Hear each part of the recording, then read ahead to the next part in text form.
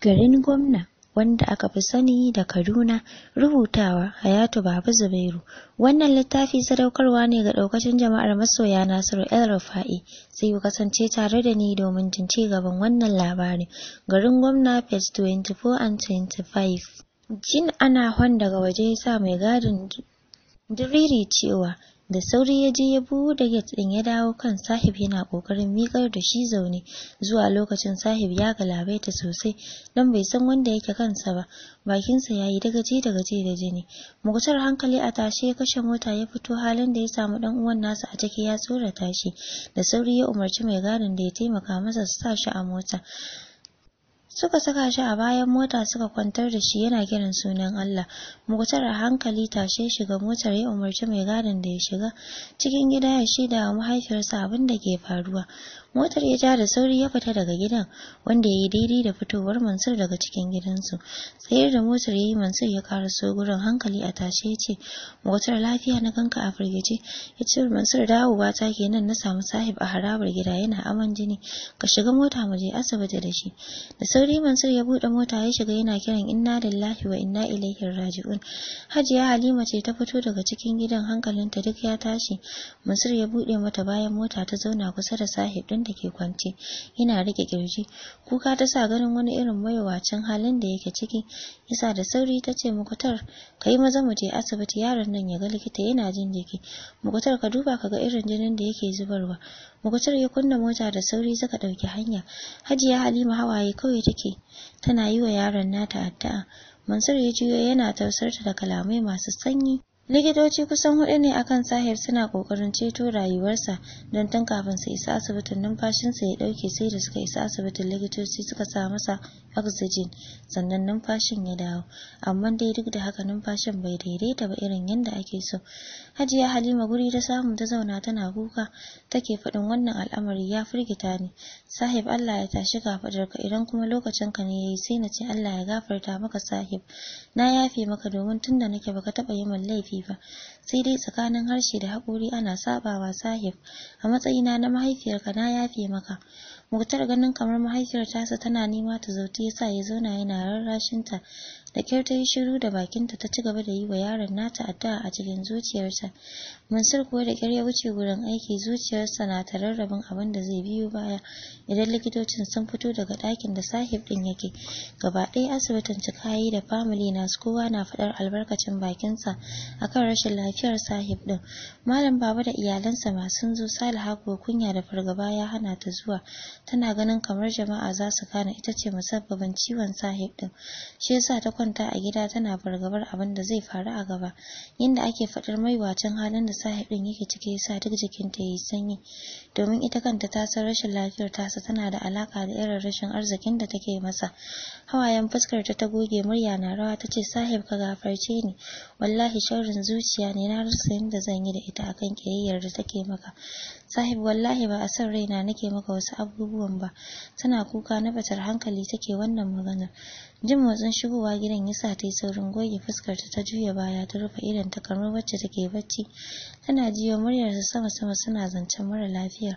Wannan yaro Allah ya tashi kafadarsa, amma a zahirin gaskiya yana jin jiki. Munare ce take wannan maganar.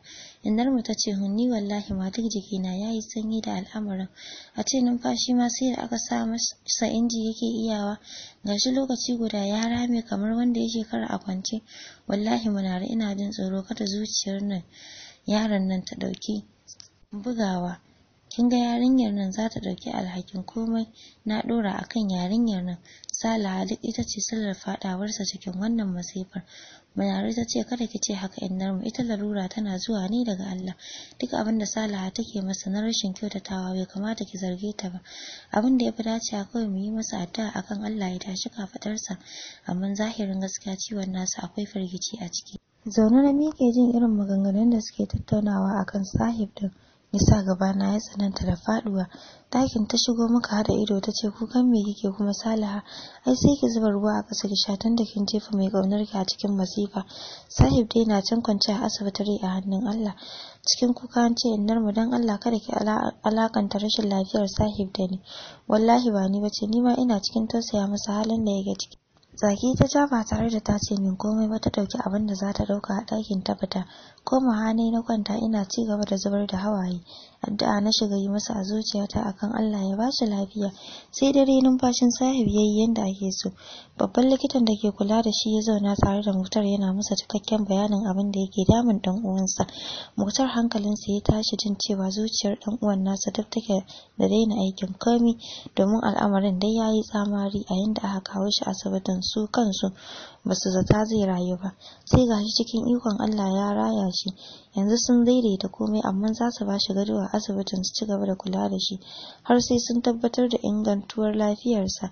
Muktar godiya yayi masa sosai kuma ba tare da wani bata lokaci ba. Yace ya faɗa masa abin da zai biya na gado. Dakta din yayi murmushi yace abokina wannan asibitin baya buƙatar ko kaban kar, domin asibitin gwamnati ne, muna aiki a ƙarƙashin mulkin mai girma Malam Nasir El-Rufa'i, kuma dukkanin abin da marasa lafiya ke bukata Malam ya tanadar mana da su a cikin wannan asibitin. Duk wata hidima da kaga muna yi akan dan uwanka gwamnatin Malam Nasir El-Rufa'i ce za ta biya mu, saboda haka ba ma buƙatar komai a wurinka. Muktar shiru yayi yana mamakin al'amarin, ashe karamcin Malam Nasir El-Rufa'i har ya kai haka. Shi wallahi ya dauka asibitin na kuɗi ne, ganin yadda aka kawata shi ko ina tsaf ga kayan aiki a ko ina, ashe asibitin gwamnati ne. Lalle babu shakka idan haka ne ta wannan bangaren dole ya jinjina masa, domin ya taka muhimmiyar rawa ta fannin lafiya.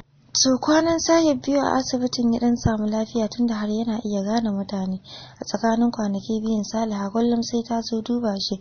Duk ta yi sanyi ta hakura ta bar wa Allah, dan ganin yadda Sahib din yayi lokaci guda ya kwantsame ya lalace, sa ta ji hankalinta ya tashi saboda tana jin tsoron ya mutu mutane su dora zargin mutuwarsa a kanta. Wannan dalilin yasa ta sadu da ta hakura ta bar wa Allah lamarin. Sahib ganin ta a zaune a kusa da shi yasa ya dinga jin wani irin radadi na ratsa zuciyarsa. Ubangiji Allah ya dinga godewa da ya amsa masa addu'arsa akan masoyiyar tasa. Muktar kuwa gaba ɗaya ya daina sakar mata fuska. Haka kawai yake jin wani irin haushinta a cikin zuciyarsa, dan har yana mamakin abin da Sahib din ya gani a tattare da ita yake mutuwar santa. Salaha ganin yadda Muktar din ya canza mata fuska yasa ta shiga natsuwarta. Duk sanda suka hada a asibitin gaisuwa ce kawai take shiga tsakaninta da shi, tunda ya daina sakar mata fuska sai ita ma ta kama kanta. Habban Sayyid ka yi hakuri dan Allah, wallahi ni ban san ta ya zan yi na fito daga gidanmu ba. Shafa'atu take wannan maganar da waya a makala a kunnanta. Shafa'atu yanzu ba za ki iya shirya wata dabarar ba? Na faɗa miki fa idan kin zo ba za ki daɗe ba, ina so ki yi min wani taimako ne.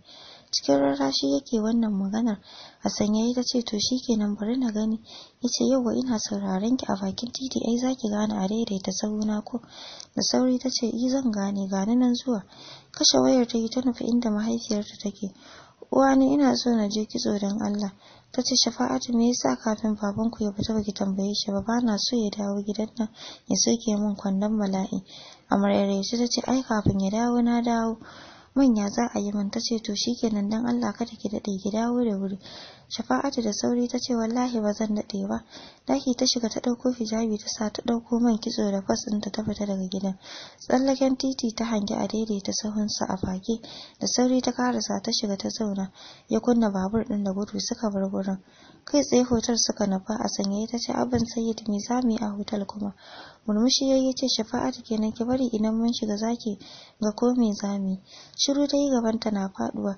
Dan ta ne daki ya kama musu. Tunda suka shiga dakin ta ga takin sa ta fara kuka. Ta ce abban Sayyid bai kamata ka kawo ni hotel kai wani abu da ni ba.